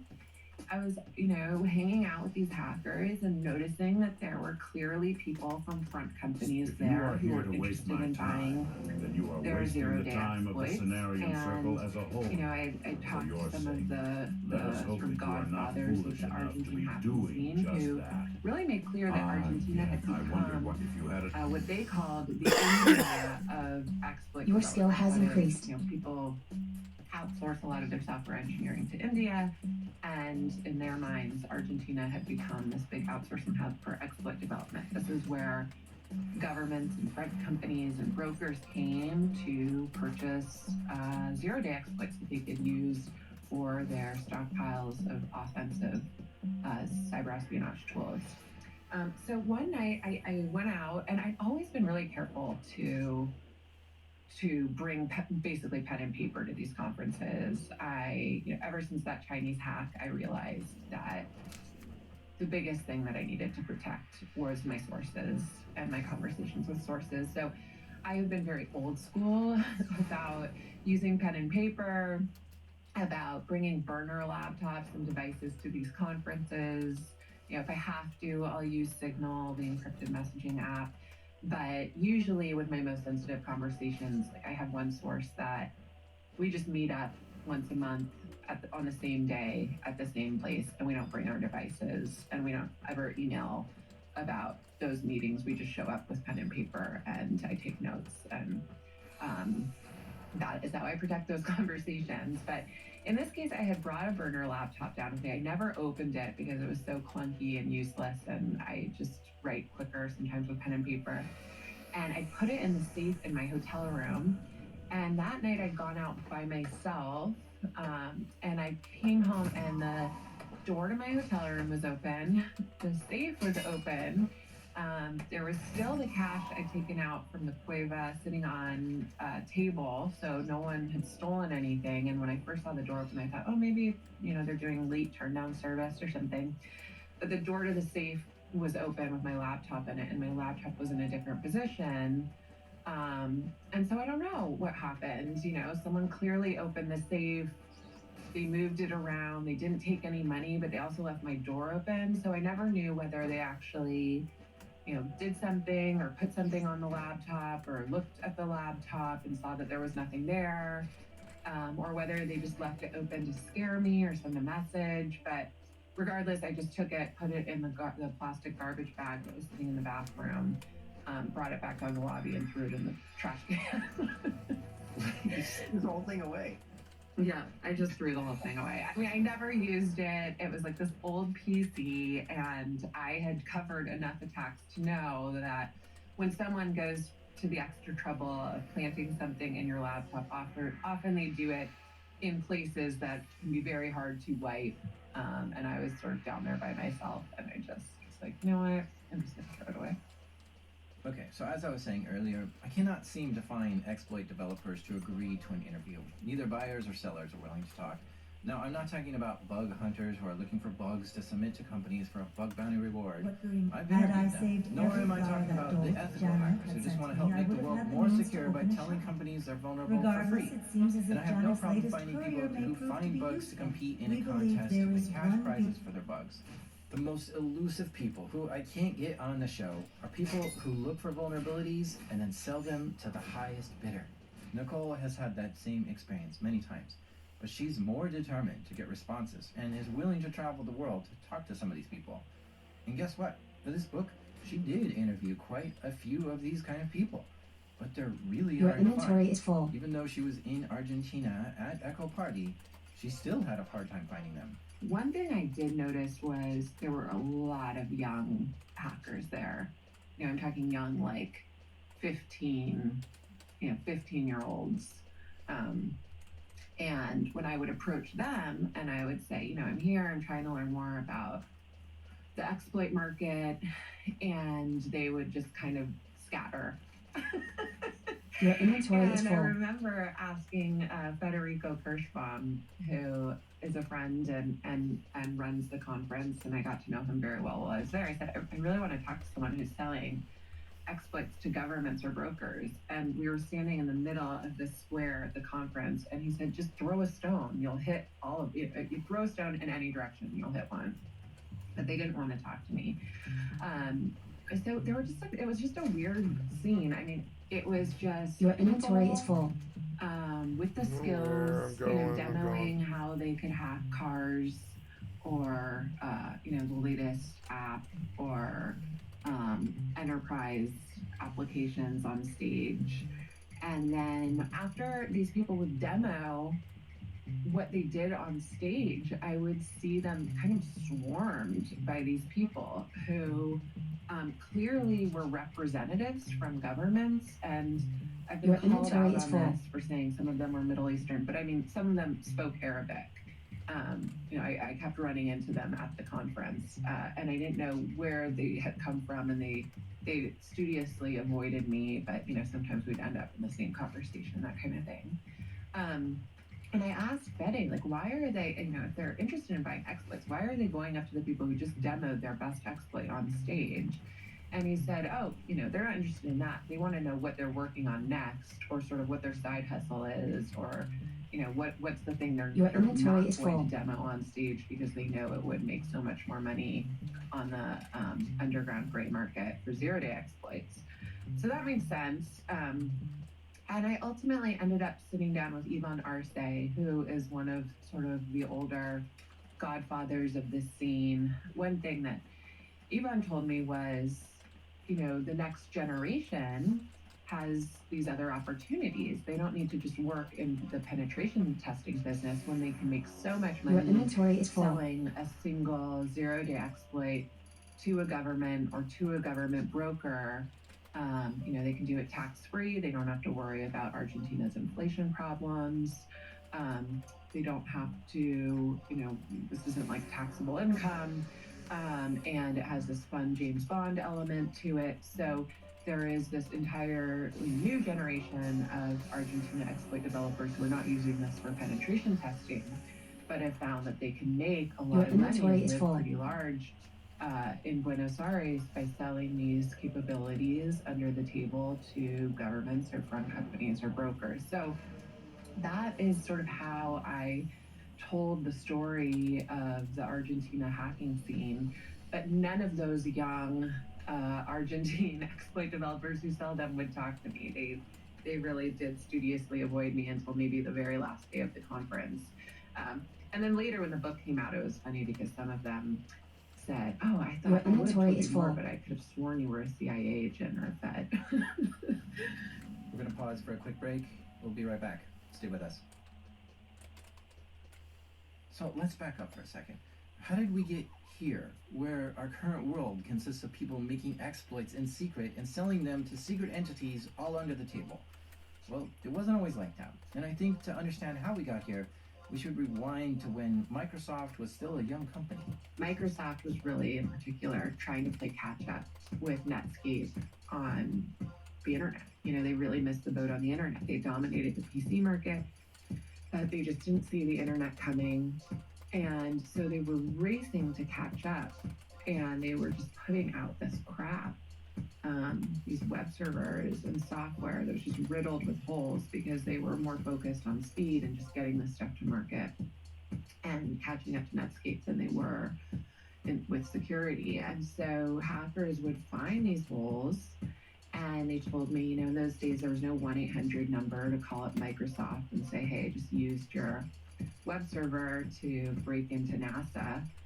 Those channels didn't exist yet. And often when they would flag these problems for the companies, they would get ignored, or they would get a sternly worded letter back from the general counsel. So they started just dumping these things on forums like BugTrack, which was sort of like an early version of Reddit.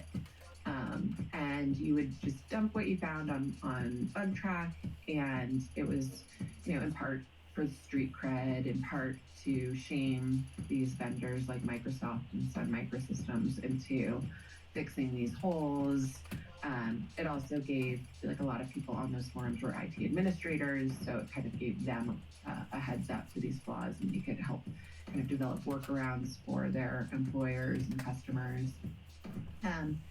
So there was just, the relationship was very broken, and it was only when Microsoft just had these very public failures, when these giant worms like Nimda, you know, exploited Microsoft problems to essentially, you know, impact some of Microsoft's biggest customers in government and Ford and others, that Bill Gates really started to take security seriously. And since then, you know, he wrote this famous memo, I think it was in 2002, called the Open Trustworthy Computing Memo, where he said security will be critical to the internet and to software going forward, and we're going to reprioritize our There's no such thing as internet security.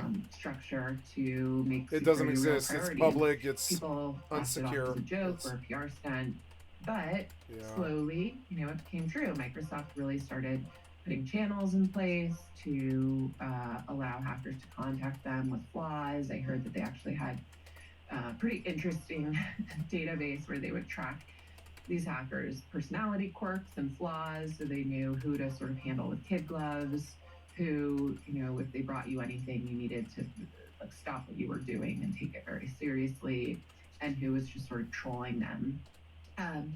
And, you know, then later, after Google, you know, was hacked by China and saw that security was going to be a huge challenge for these companies, because now they didn't have to just worry about fraud, they had to worry about, and low-level, you know, criminals and hackers, they had to worry about nation states breaking into their systems. They started improving their security and offering bug bounties to hackers who brought this code to them. Okay, so at that point, we started to see that vulnerabilities were worth money. Microsoft was paying for bugs to get vulnerabilities fixed, but at the same time, nation states around the world were also trying to develop their own bugs in software to collect intelligence from foreign adversaries. So it became a sort of arms race between governments and Microsoft. No matter what Microsoft offered for bug bounties, the governments were willing to pay a little bit more to get access to zero-day exploits within Microsoft tools. This creates a problem for software companies who want to make secure software. You know, they were never going to pay the rates that governments and brokers were going to be offering for these tools, right? Like, the going rate for a zero-day exploit that gets you into an iPhone's iOS software remotely is $2.5 million, although I found one broker in researching the book called CrowdFence that now offers even more than that. They offer $3 million for that same capability, so we're getting outpriced these days by other countries. But Apple was never going to be able to match that, and Apple was one of the last major companies in Silicon Valley to start offering a bug bounty for these tools, and they offer, pretty good price, but they're never going to match government prices, nor would they really want to, because they don't want to incentivize their own security engineers from essentially leaving the company and making more money on the outside. So there's a very careful calculus at play. So those are the options here. Either you can be ethical and sell your bugs to software makers, or you can shop around on the gray market, where they'll potentially buy vulnerabilities for much more. But still, you might be wondering, what Nice, 6 governments would people even this be late at night, interested huh? in buying I suppose it is exploits? Friday. Well, I think to answer that, we should go back even further in time, before the internet was even here, back to the Ronald Reagan era. It was there where Nicole found an interesting story where all this started. I was really worried. I had a lot of anxiety about doing this book because I wanted to have a character represent, one slice of the industry. But the slice of the industry I really worried about was the US government, because all of these programs are classified, and who was going to talk to me about the development of America's offensive cyber exploitation programs. And so I was really worried about this. And one day I was at work and I was sitting at my cubicle desk and I was sort of ruing about this out loud. It's, God, who am I going to get, from the NSA to talk about this?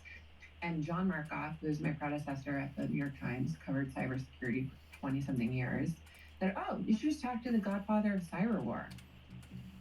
I was like, what? He's like, oh yeah, Jim Gosler. I think that's his name. And he was like, I'll send you an email with his name. So he sends me this email with this guy's name. I'd never heard of him.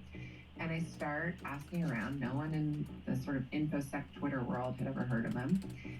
But I start asking every time I had the opportunity to interview, U.S. leader of one of these intelligence agencies over the last 7 years. I would make a point to ask them, who do you think, if you had to name one person who's the godfather of American cyber war, who would you say? And they all, without fail, said, oh, James Gosler. So one day I called James Gosler, and he had spent the bulk of his career at Sandia National Labs, which is one of the nuclear labs that develops the components and evaluates the components that make their way into our nuclear arsenal. But he had also spent a large chunk of his career at the NSA and at the CIA, and so he's a terrific guy. I say this in the book. He looks like Santa Claus, and when I told him that, he laughed and said, some people would probably describe me more as Satan, but okay. And he lives in Nevada, out in the desert these days, outside Las Vegas, and he was retired by the time I got in touch with him. And he was really careful to not tell me anything classified. But one thing he could point to was this operation called Project Gunman. The French intelligence service told the US government that they found Russian bugs listening to their communications. And they warned the US that we should assume the Russians are spying on us too. We started to suspect that someone had planted a bug inside the US embassy in Moscow, or something worse than a bug. We started to suspect that the Soviets were essentially capturing all of our communications and even our unspoken communications. And we were worried that there might be a mole at the embassy. This investigation was kicked off by the NSA and was codenamed the Gunman Project. It started in 1983, but was signed and approved by President Ronald Reagan in 1984.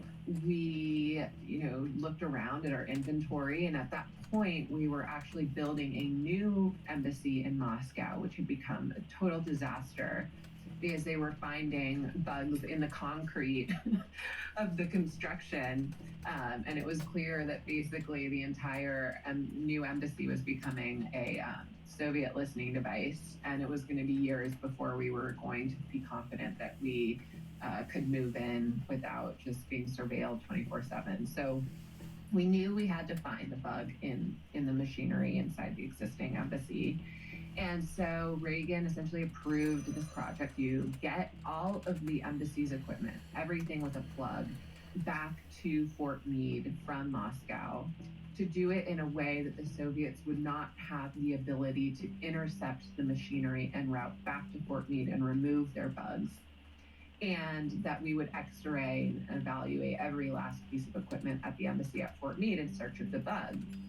And they gave it 6 months, and I think it took 100 days just to get all that machinery back to Fort Meade without, giving the Soviets any opportunity to sort of intercept it as it was making its way back. And then they tapped, I think, something like 24 of the NSA's best analysts to work out in this trailer in the parking lot at Fort Meade and basically search this gear for any evidence of a bug. And they were sure that it was going to be in the crypto gear.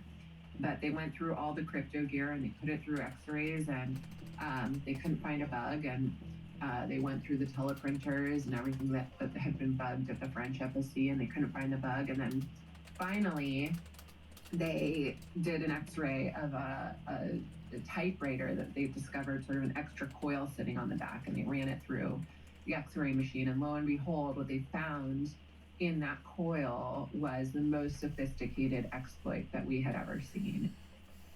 It was a tiny magnetometer that recorded the slightest disturbance in the Earth's magnetic field.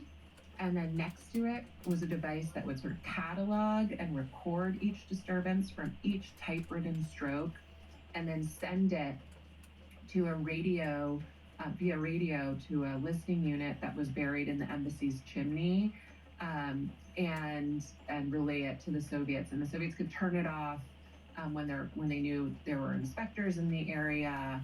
And by the time we found that bug and did a full inventory of all the typewriters at the embassy, we learned that the Soviets had been in Americans' typewriters at embassies and consulates all over Russia for something like 7 or 8 years, and had been capturing all of our communications in unencrypted form that way. And so what Jim Gosler told me was, you need to go back and learn as much as you can about Project Gunman, because that was really our aha moment. Before that, we were just living in la la land.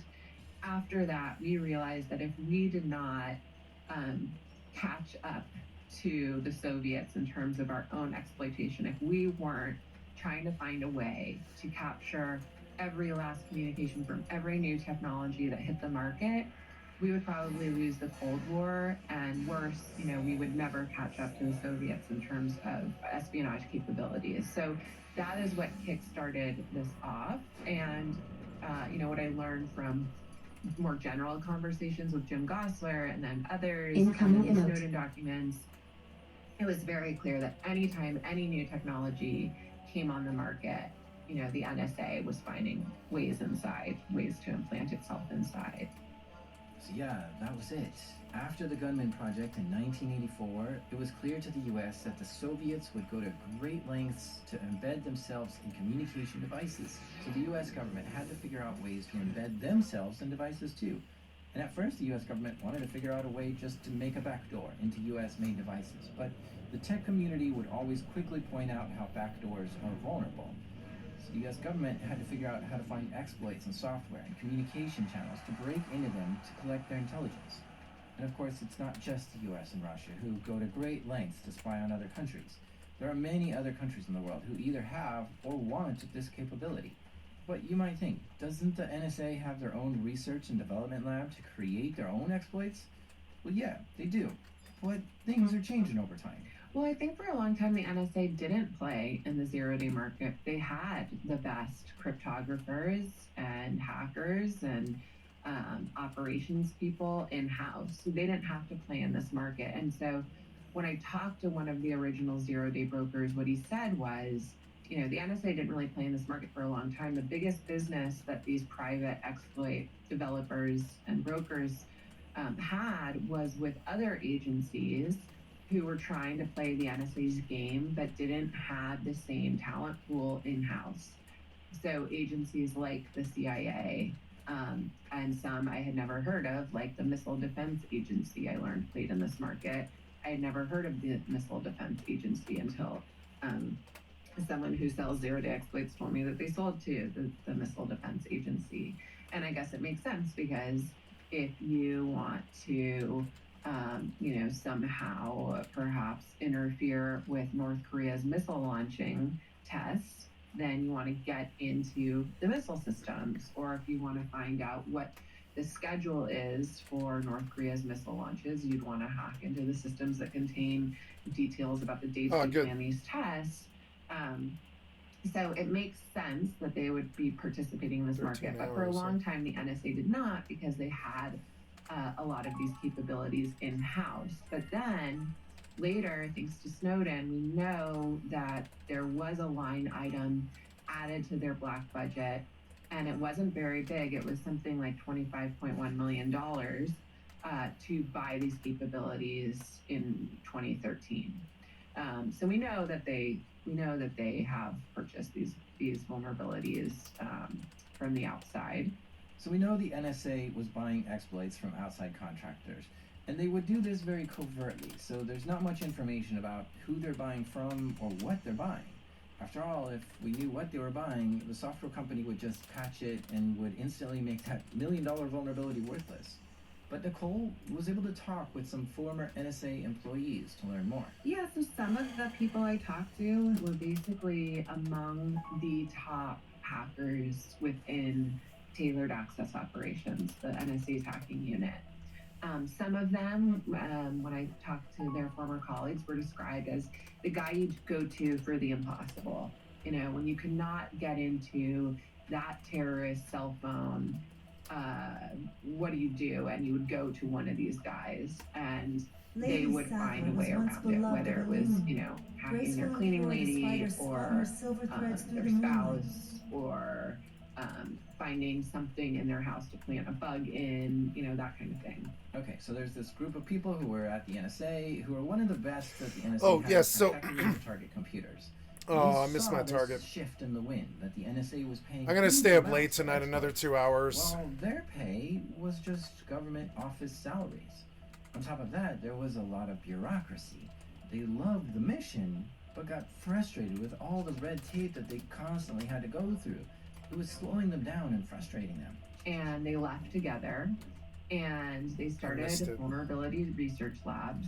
And the goal was to develop really reliable click and shoot espionage tools for their former employer and for these other agencies, and then eventually Five Eyes.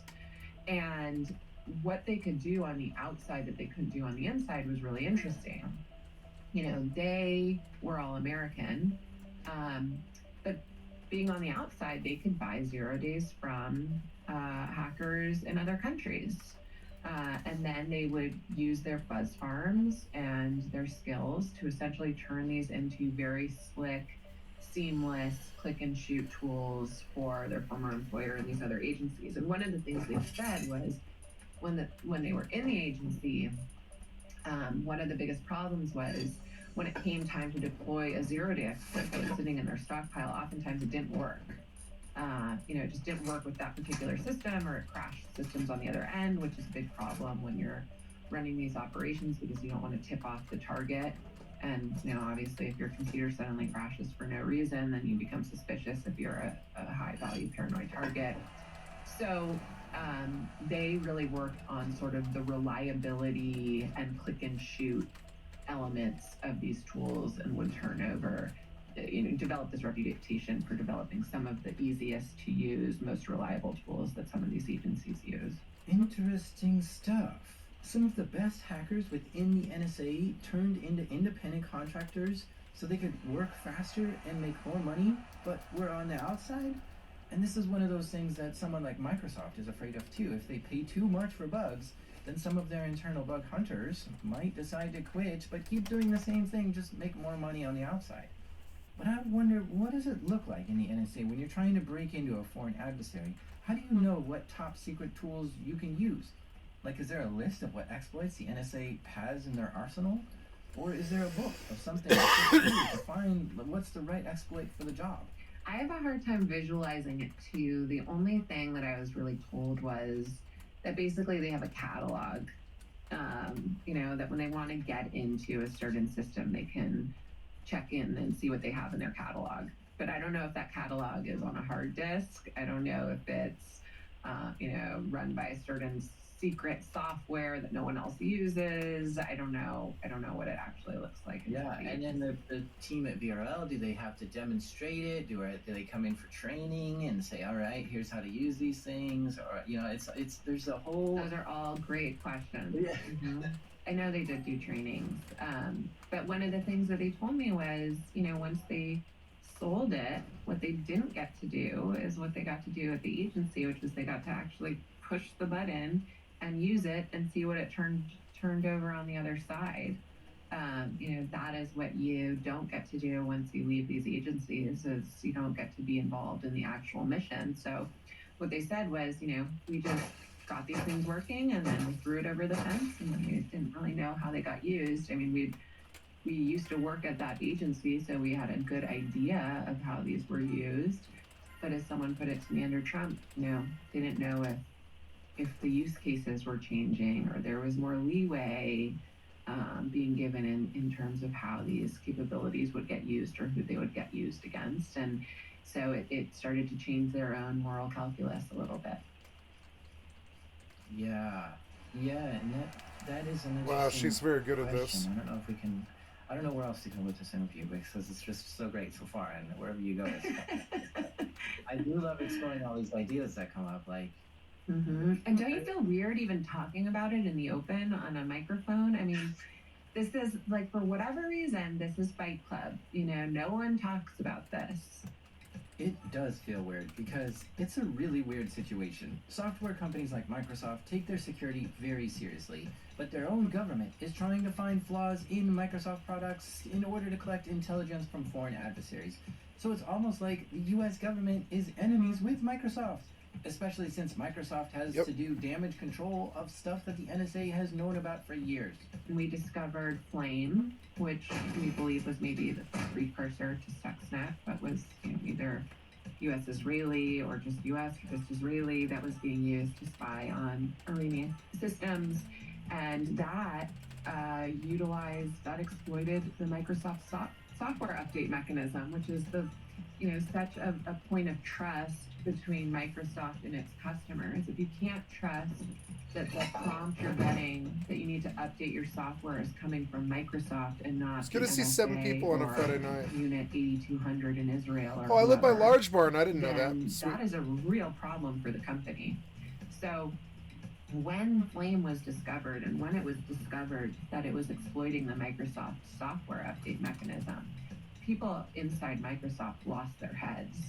They could not believe that their own government potentially was exploiting their software and this communication channel, this trusted communication channel with customers, to hack Iranian systems, that they would basically throw Microsoft under the bus in the name of espionage and battlefield preparation. So they were already reeling from that. And then, the Snowden leaks didn't improve the situation. At first, when The Guardian and others dropped those documents, the prison slides, it looked like the NSA had some secret backdoor in Microsoft systems. Later, we would learn that was not the case. But, in terms of perception, it was a huge PR nightmare for the company and hugely destructive for the relationship between Microsoft and government, and the fact that Microsoft can even come out and say, wait a minute, no, we do not give the government, real-time access to our servers, but we do comply with lawful requests, but we can't tell you how many we get a year. They started fighting those battles in court. But, over and over again, like when the NSA was hacked by shadow brokers, we don't know who shadow brokers are, but we know that they dumped an exploit online that contained a 0-day in Microsoft's code that the NSA had held onto for more than 5 years. And when I dug into that exploit and I interviewed people at the agency, they knew that code, they likened it to phishing with dynamite. They knew that code that they were using, which, by the way, was netting some of the best counterintelligence they got, they told me, would have been extremely dangerous in the hands of anyone else. And lo and behold, after it was hacked and dumped online by the shadow brokers, it was picked up by North Korea and it was picked up by Russia, and it was used in the NotPetya attack, which cost FedEx, $400 million and decimated vaccine production lines at Merck, and turned off the radiation monitoring systems at the Chernobyl nuclear site and took out the production lines in Tasmania at a Cadbury egg chocolate factory. So, it was clear that by holding on to that code for that long, we were leaving Americans at risk if that ever got out, and it got out. The other thing the US government is known to do sometimes is to go to software companies and try to get these companies to just give them secret access to their products. What happened was I was part of a team at the New York Times with ProPublica and The Guardian that got access to the Snowden documents. And it was clear that the NSA knew that there was the NSA could break through this essentially weak random number generator. And we're pushing the sort of international standard bodies that set encryption standards to use this weak random number generator that the agency could break. And so I wrote about that. And then Joe Menn at Reuters did a subsequent story where he found out that actually it appeared that the NSA might have actually been paying RSA to bake these weak number generators into some of their security products. And so still unclear what exactly happened there, but it looked like once again the US government was sort of pushing this vulnerable system into commercial products because it enabled them to conduct espionage. And once again, it's just another example of sort of the trade-off that the US was willing to make in the name of national security, but would have left Americans more vulnerable. And like I was saying, it's not just the US government that's doing this. There's governments all over the world now using computers and exploits to break into communication channels to collect intelligence. In some countries, like China, it's not too these good. exploits to spy on their own people. And North Korea uses these cyber capabilities to make money by robbing banks and launching ransomware on the world. It seems like the cards are stacked against us when it comes to securing our lives. It's very asymmetrical, because if you become the target of a government cyber attack, they pretty much have endless resources to get what they want, and you simply won't be able to defend yourself effectively. And of course, when a government becomes so secretive, it becomes much less transparent. We know less and less about what they're doing in cyberspace, which means we have to trust them more and more. But look at some of our political leaders. They didn't grow up with computers, and they don't understand